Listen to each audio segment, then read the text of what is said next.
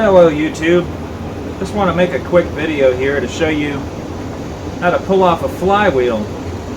Normally when you hit something, the flywheel key in there gets broken, and if you're lucky you can just replace the flywheel key and possibly the blade and go on down the road, but sometimes it bends the crankshaft, and when that happens you got bigger problems. But pretty good bit of the time it doesn't bend the crankshaft and it's fixable.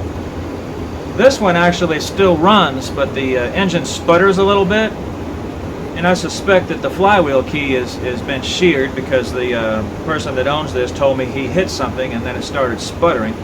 The blade isn't bent, it just sputters. So we're going to see if the flywheel key is indeed sheared off. Let me show you how to do that. You're going to need some tools. These two are Phillips. Good idea to get one of these metallic dishes or magnetic dishes and put your bolts and screws right there.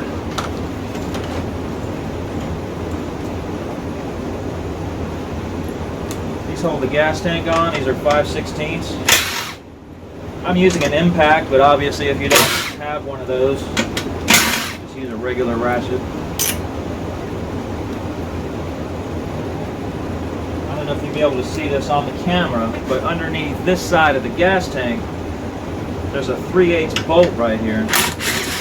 Got to come off too, and there's also a spacer in there that you don't want to lose. So pull the gas tank out of the way, go back to 5/16, get the dipstick out of the way. Don't need to remove it. Dust and debris might fall in there. Just pull it up a little bit and move it out of the way. Now we'll take the starter off. Just 3/8. There's 4 3/8 bolts. The long ones go up on the spark plug side. The short ones go back here by the dipstick.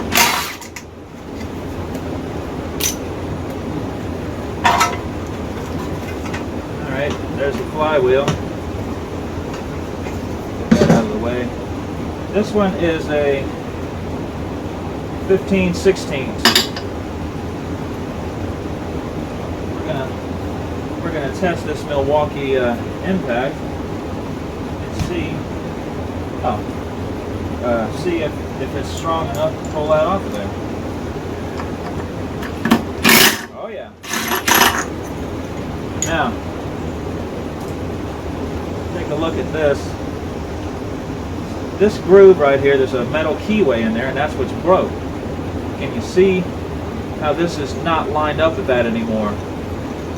So when it hit, it sheared it and it stopped right there. So we got to pull this off. Now I'm sure you professional lawnmower guys out there have your own method, but I'll tell you what I usually do, and it works really good every time. I'll drill these out just a little bit. I'm going to use a 1/4 inch tap. These aren't tapped from the factory, so I'm using the appropriate drill bit for the 1/4 inch tap.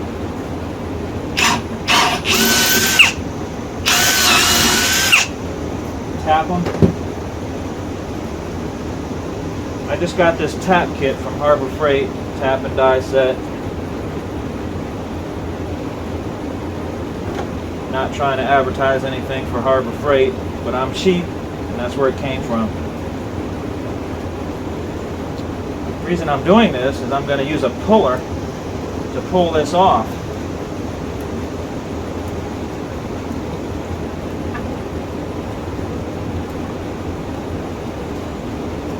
Should be good enough.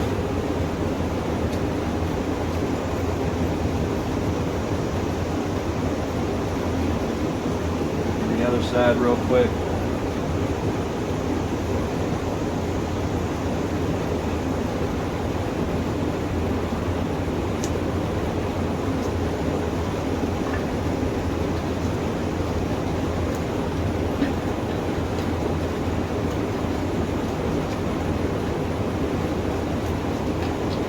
Enough.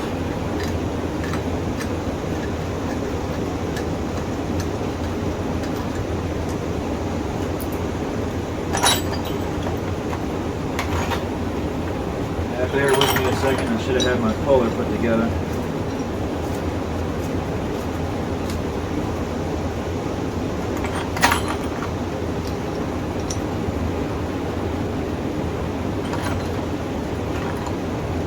Like I said, I tapped it out to 1/4 inch.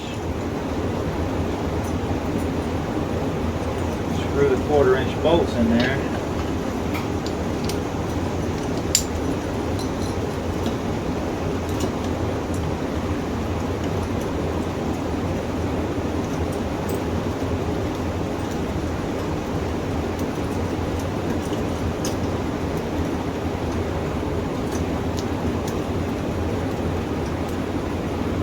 I used to bang on these, and that's just not a good idea because you can break them, warp them, who knows what.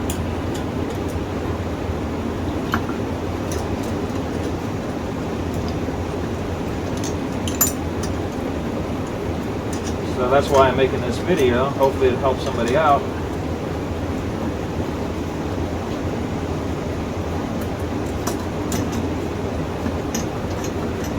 So tighten that up on top of the crankshaft, and I'm using a flat end on the end of this puller so that it doesn't damage the threads on the crankshaft.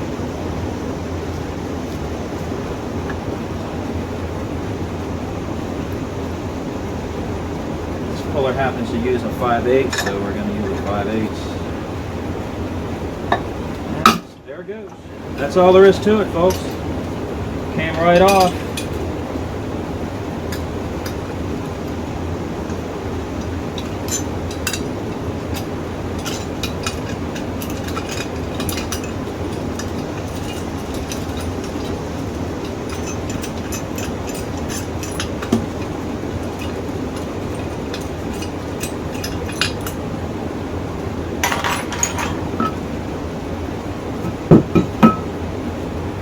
Flywheel key out of the way.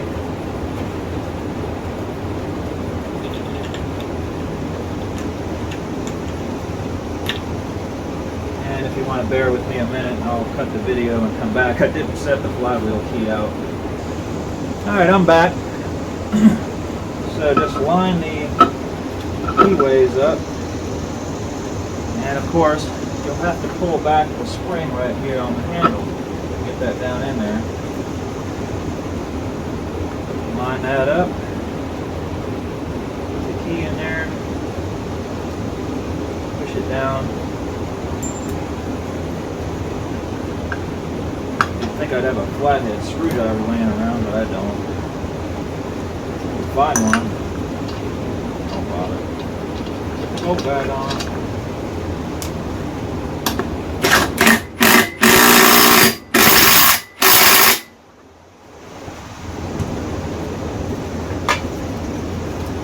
About it, guys. Just put the engine back together in reverse.